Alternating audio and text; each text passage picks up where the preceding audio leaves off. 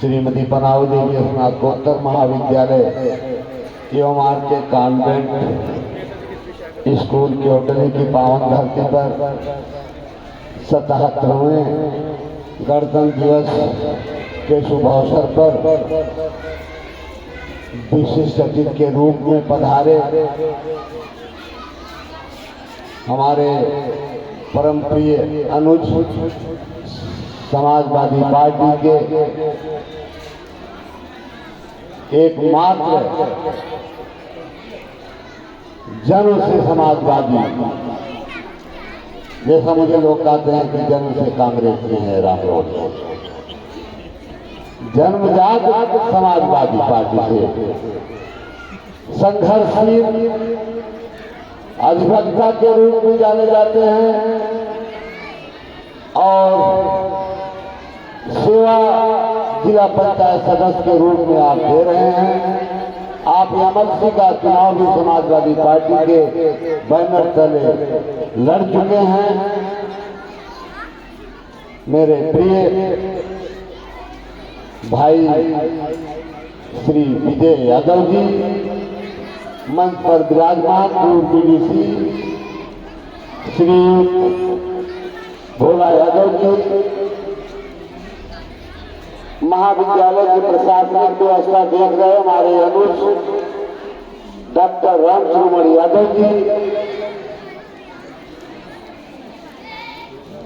महाविद्यालय के सभी विषयों के प्रवक्तागण, आर के कॉन्वेंट स्कूल के सभी अध्यापकगण, फोर्थ क्लास के जो भी कर्मचारी हैं, कार्यालय के बाबू अधीक्षकगण, यहाँ पर मौजूद सभी अभिभावकगण, उपस्थित महाविद्यालय के छात्र छात्राएं, आज के कॉन्वेंट स्कूल के नन्हे मुन्ने प्यारे बच्चों, आप सभी को गणतंत्र दिवस की ढेर सारी हार्दिक शुभकामनाएं, बहुत बहुत बधाई। आप सब जैसा कि जानते हैं, अंतिम में आभार और धन्यवाद देने के लिए ही समय मिलता है, बड़ा कम रहता है, इसलिए मैं बहुत समय न लेकर के भाई श्री विजय यादव जी के उद्बोधन को मैं अपने से जोड़ते हुए वहीं पर सारी बात मैं खत्म कर देता हूँ, क्योंकि जो बोल गए हैं उससे ज्यादा शायद मैं नहीं बोल पाऊंगा। आप अभिवक्ता भी हैं, योग्य हैं, पढ़े लिखे हैं, मैं उस पॉइंट में नहीं जाऊंगा। मैं आप सबसे मुखातिब हूँ, जैसा कि नाम लेने लगूं कुछ लोगों को छूट जाएगा। और आदरणीय हमारे चाचा श्रीनाथ यादव जी बैठे हैं, निजामुल भाई बैठे हैं, बंसराज जी बैठे हैं, ये जगदीश भैया बैठे हैं, हमारे प्रिय भतीजे श्री राम मूर्ति यादव जी बैठे हैं, हमारे बड़े भैया आदरणीय श्री रामदेव यादव जी बैठे हैं। सभी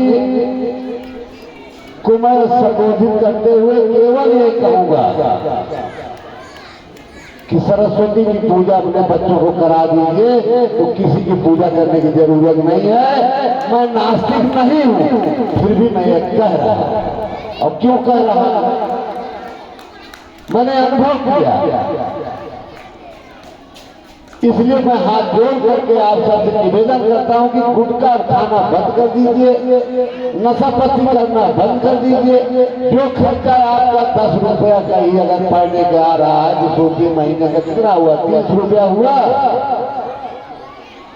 और अगर उसी को 12 से गुणा कर दीजिए कितना हो जाएगा?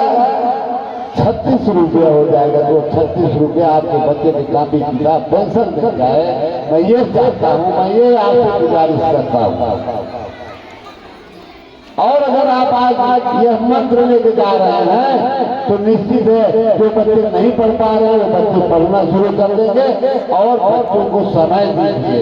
हमारे पास बच्चा 8 घंटा रहता है, आपके पास पूरा समय रात दिन रहता है।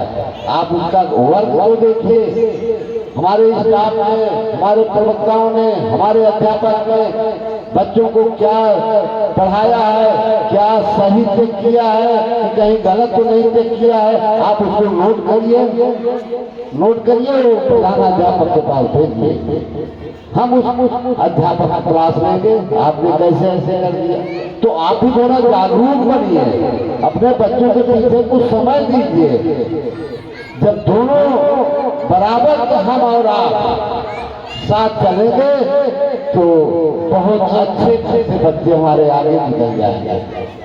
मैं बहुत समय ना लेकर के मैं आपको विश्वास दिलाता हूँ, जैसा कि श्रीमती बनाऊ देवी स्नातकोत्तर महाविद्यालय के छात्र छात्राएं बेटे आज नाम रोशन कर रहे हैं प्रशासनिक सेवाओं में भी और पुलिस में भी, अध्यापक के रूप में भी।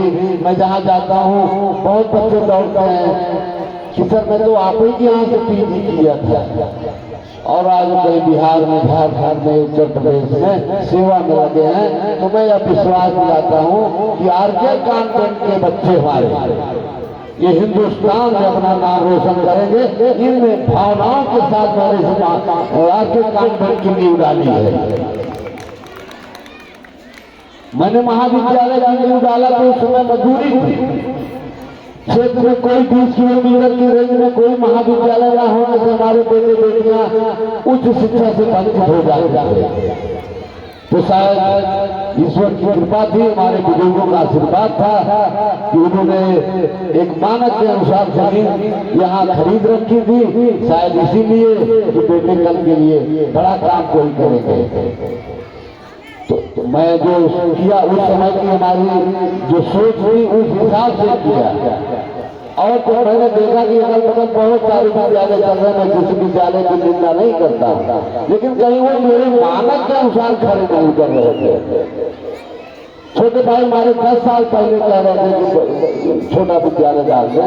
हमने कहा क्यों, हम बड़े उस शिक्षा में काम कर रहे हैं तो हम उसी में काम करें, जो कमी है उसको पूरा करें।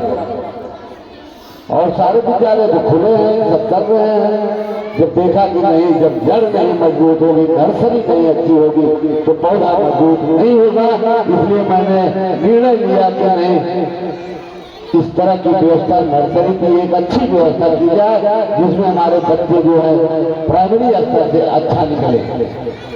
तो मैं कहना चाहूंगा कि जो बच्चा आ रहा है उसको कुछ बना करके आपके हवाले करूंगा, और उसकी सारी व्यवस्था मैंने दे रखी है कि आज हमारे मानने मुझे बच्चे भी कंप्यूटर सीखते हैं, विज्ञान लैब पर बैठते हैं, और उसके लिए गाना नहीं चाहिए। मैंने अपने बेटे सूरज को एक जिम्मेदारी दी, और आप तो आज लाखों के पैकेज पर, महीने के लाखों के पैकेज पे काम कर रहे थे, हमने छुड़वा दिया। मेरा काम व्यापारी के काम करने जा रहे हैं, अपनी संस्था डालो और उस तरह का काम करो। तो जो मेहनत कर रहे हैं उसके लिए साधुवाद, आशीर्वाद, और आने वाले दिन में आप सबको भरोसा दिलाते हैं कि यह बच्चे और महाविद्यालय के बच्चे आपका नाम रोशन करेंगे। और ज्यादा समय न लेकर के पुनः आप सभी को गणतंत्र दिवस की ढेर सारी हार्दिक शुभकामना। आपने इतना बहुमूल्य समय दिया जिसका मैं ऋणी हूँ, इसको मैं वापस नहीं कर सकता हूँ। और जिनका नाम छूट गया हो इस व्यवस्था में तमाम लोग मिले हुए हैं, मैं उनसे क्षमा चाहता हूँ, क्योंकि हमारे अनुज भाई विजय यादव जी को कई कार्यक्रमों में जाना है। मैंने उनको बांध रखा था कि नहीं आप 2 शब्द आशीर्वचन के रूप में लेके जाएंगे, वह आपने निभाया, इसके लिए आपको बहुत बहुत धन्यवाद। और इन्हीं शब्दों के साथ मैं अपने प्यारे बच्चों को ढेर सारा शुभाशीर्वाद देते हुए अपनी वाणी को विराम देता हूँ। जय हिंद, जय भारत।